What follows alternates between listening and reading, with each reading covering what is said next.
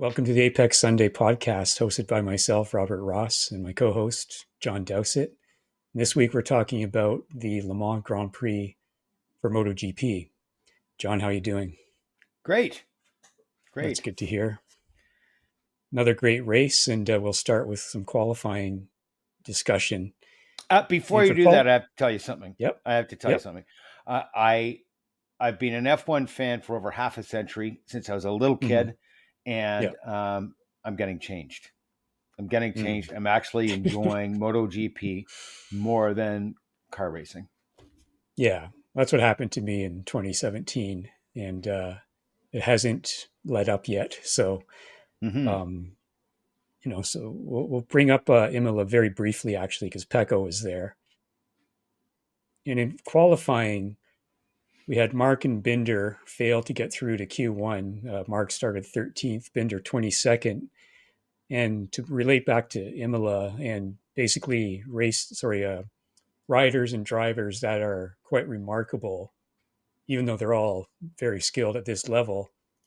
Even when they make mistakes, which aren't too frequent, like Max doesn't make too many mistakes in F1, he has a couple recently, they don't generally pay the price as much as other riders or drivers, do they? No. And that makes them very hard to beat, doesn't it? Like that's in addition to always being fast and relentless, they make a mistake and it still doesn't give you much of an edge over them. So, quite challenging to beat these guys. I think so, but you know what? I think that when it comes to qualifying, I'm with you 100%. When it comes to a race, it's a different story. That's true. So we had Enea getting through to Q2, and watching him slide the bike around was quite spectacular.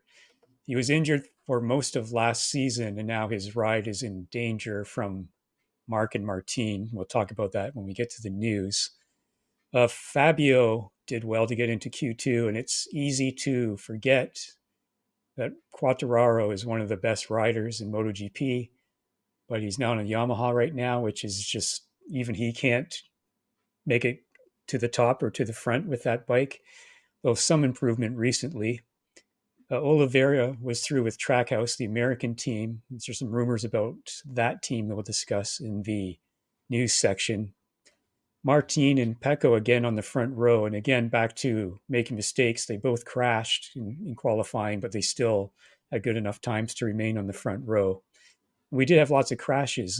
Martin, Pecco, Elation, Miller all crashed in qualifying, so that made qualifying a little more interesting than usual.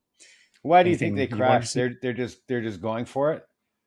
Going for it, and as I mentioned in the last podcast, the Le Mans Ducati circuit is notorious for crashes. It's got the highest number of crashes in MotoGP of any circuit usually, which made the sprint in the race a little unusual because there were some crashes, but they weren't as many as there usually are. Although they do usually count the practice crashes as well. For instance, Pecco, well, we'll talk about that when we get to the sprint. Anything else about the qualifying? No, I loved it though. All right, so we'll move on to the sprint. In the sprint, Pecco had a disastrous sprint. He had a very bad start, and he was out by lap 2. He said this was due to a crash in practice, so he had to switch to his second bike. And he felt that when he was riding it, that it was dangerous to ride. He thought there might be something wrong. Ducati looked at it after the race and said it was fine. But again, it goes back to that confidence. If you feel the machine you're on is going to injure you or you can't control it, it's very hard to continue on in the race. So, some people have said, well, why did he quit and so forth? But if he felt totally uncomfortable and felt that it was dangerous, then that's what he did. And kind of reminded me of Prost and how he felt at certain races. Exactly. Wimp. So no, seriously, I mean, just go for it. If you aren't confident with it, at least finish the race. And if you're, if you're a racer, you're going to do it. I find that very disheartening that somebody would pull in and say it's unsafe. If they can't find anything, if you can't go to the limit, but you can, maybe get some points or at least get some time on the bike and maybe try and work around it. That's more of a racing mentality, I think. Right. The story, of course, was Mark up from 13th to 5th in a matter of seconds. Then he was fourth by the end of lap one, and then third 3 laps in. That again, back to you make a mistake in qualifying, but he didn't pay for it that much. Martin sped away. He's very, very fast and very consistent this year for sure. And I found it interesting that the gap between the top three was larger in the sprint than the race. So the sprint wasn't that exciting. Mark made it somewhat exciting. What did you think of the sprint? Unbelievable. That the Yeah. performance by Marquez was just blistering. Mm-hmm. And I think that might be one of the reasons why there was that gap. There were a lot of battles going on behind him once he made it up Yes. there that slow them down. And Yeah.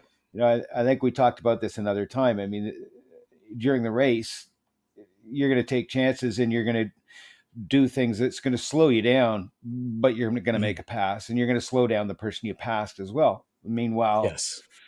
Martine's out in front, just you know, Yep.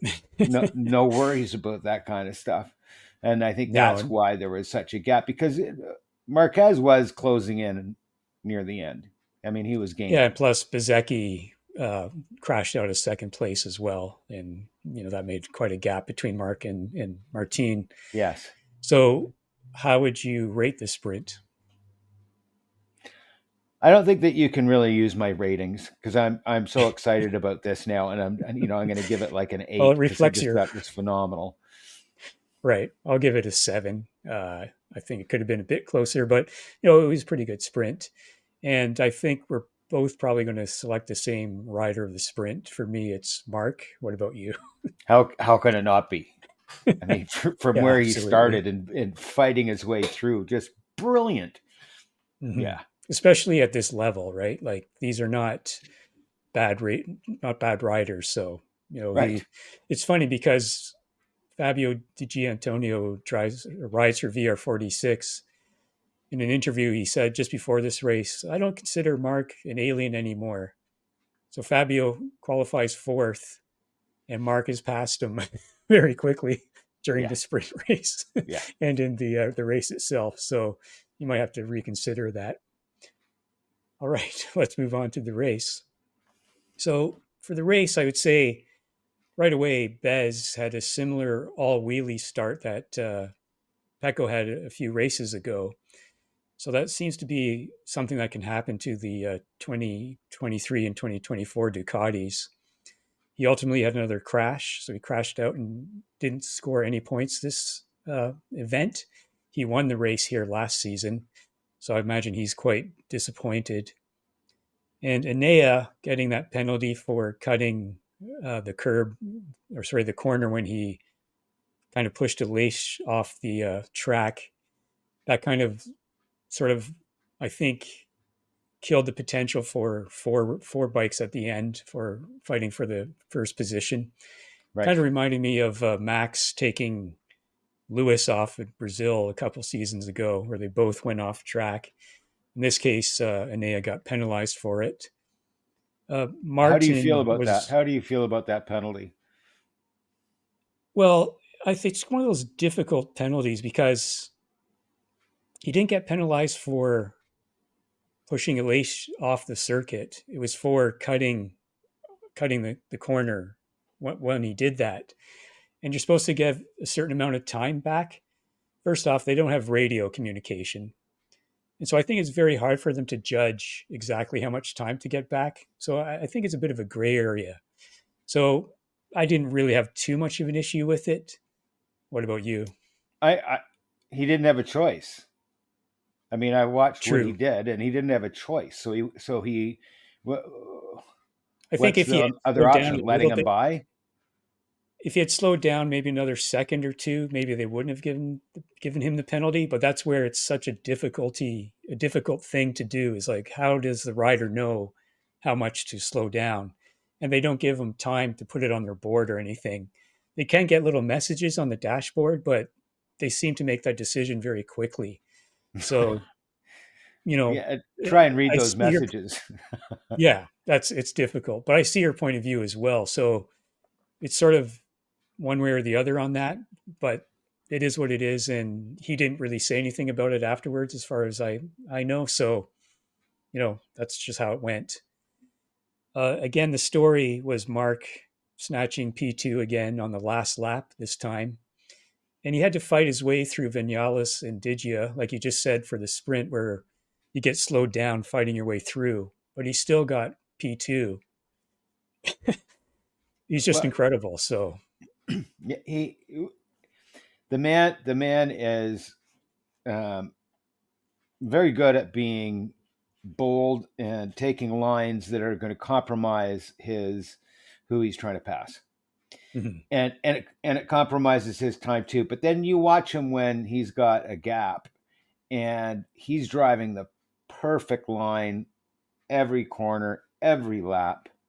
mhm. And then as soon as he sees another bike in front of him and gets within distance, he's going to mess him up. And it's Yes. going to mess him up himself up as well. But then once he's passed, just goes right back to that perfect prime line, and Mhm. you know, phenomenal. Yeah, like the two riders that got me into MotoGP was Joan Mir, who's with Honda right now, and they're doing terribly. He was in Moto 3 at the time, and he won 10 races that season, and he was metronomic as well. And Moto 3 is so close that he would fall back 8 positions, go to the front, fall back again. But at the end of the race, he was often there. Then I watched Moto 2, which is very exciting as well. Got to MotoGP and saw what Mark could do. And it's like, this is just excellent racing. And, as a racing fan, for me, F1 since 92, so about 30 years. Some great races for sure, but consistently, MotoGP has great races more often than F1 at the moment. Oh yeah. So, and then Binder, starting last, he got up to eighth. So he made his way through the field pretty well. So for rating the race, I'm going to give it an 8. What about you? Um, I, it's almost perfect for me. Other other Right. other than a penalty that I think wasn't called for. So I'm Mm-hmm. gonna have to I'm gonna have to give it the same as you. I'd go for an 8 on that one. Um, Marquez, unbelievable. Yep. Binder, unbelievable. And there's lots of great dicing, like Yes. lots of And great dicing. Martin did well to like keep behind Pecco for so long and failed on his first attempt, passed on his second attempt, and he won both the sprint and the main race. But still, regardless of that, my rider of the race is Marquez. What about you? I'm kind of like Binder, but you've got to look at Marquez coming back. Mm-hmm. What did he do last year? And it looks like he's on his way back. Yes, yes. So you have to go with Marquez. I'm starting to get a little bit biased. I know I feel the same way, but that kind of performance, because you could say, well, you could argue against Mark because he didn't do well in qualifying. I mean, he had that front end in his second qualifying run, and then he saved it, but that screwed his qualifying run. The save was very impressive, of course, but How many points do you again, get in qualifying? none, right? Right. Yeah. So it's the race that matters. Yeah, and And he yeah, saved it, right? So, and it's racecraft. His racecraft is just staggering. mhm. And again, it's at this level where so many of these riders are very, very good. So, I Hmm. think he has to get those rider of the race and the sprint. But at the same time, yeah, you can say all these drivers are good.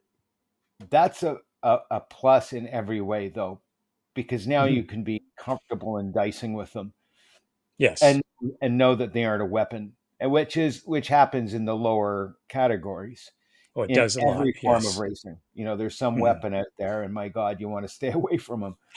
Yeah. Yes. Hmm.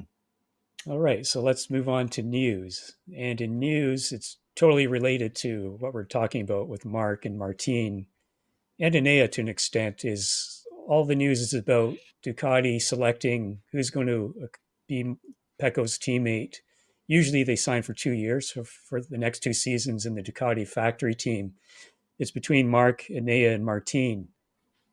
Most people think Enea is on his way out. I still think he'll show his hand a little bit later, but apparently it's going to be decided within 2 weeks because this coming weekend is Spain, Catalunya. And then after that is Mugello, and that's where it's supposed to be decided at the Italian Grand Prix. For me, Martin he's younger, a lot younger, but Marc is still doing extremely well against these young guys. And because Audi owns Ducati and Marc is the representative for Audi Spain, along with the Science Junior and Science Senior in marketing terms, plus the Liberty getting a hold of MotoGP and the marketing there. Martin, I think unfairly, he just doesn't have that that marketing personality, that outgoing sort of thing that Marc has. So I'm kind of leaning towards Marc getting that ride. Not, it sounds like just because of the marketing, but also because of his ability and his track record being a 6-time champion. But if Martin gets it, I understand that as well because Ducati can give Marc a 2025 bike next season and solve that problem there. Although I'm not sure the factory team would be happy with a satellite rider winning the championship, even if it's on their bike. What are your thoughts on this whole situation? If you go behind it and look at why a sponsor is there, it's much more than winning races. It's public appearances. Yes.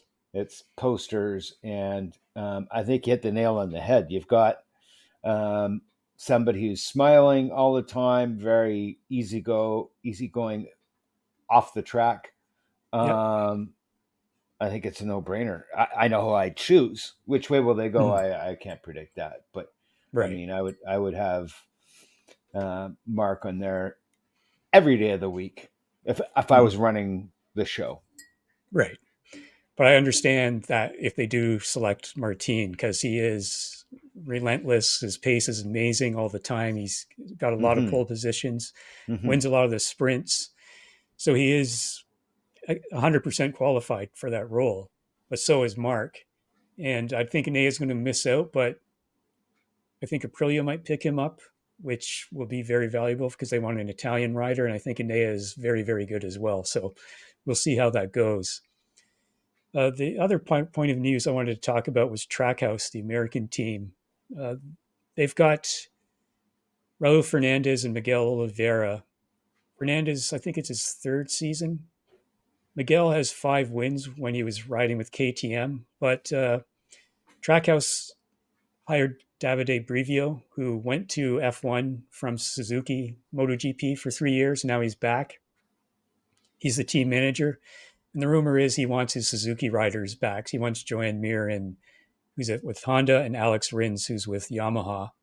They're both on their last year of their contract, as far as I know. So we could see what happens there. But I think Miguel will find somewhere else to go, perhaps to Yamaha. Raul, maybe to Yamaha as well. So we'll see how that goes. And then, so all of this happens early on in the season. Yes. So that's about it for news. The next race is Catalunya, the Barcelona circuit. I'm hoping for another good race. And then after that is Mugello. And Mugello, one of my favorite races is the 2019 Mugello. It's on YouTube for everyone to watch. Great race. The last 3 at the end were just dicing and quite amazing. So looking forward to these 2 races. I'll have to give that Anything a watch. Else? No. Yeah, I'll send you the link. That's about it. Fantastic. I didn't fall asleep. How could you fall asleep? Yes. Forgot about Pecco. Pecco was at Imola, and he mentioned he would love to have a MotoGP race there. They used to race there, and I think they still race there in Superbike, or they did recently. I'd like to see that as well. What about you? Yeah, no kidding. Yeah, that'd be pretty nice. Yeah, that and Spa. Right, John? Spa, I love Spa. Yeah, Spa was recently upgraded to make it safe for motorcycle racing because they had the endurance race there just last year. Hmm.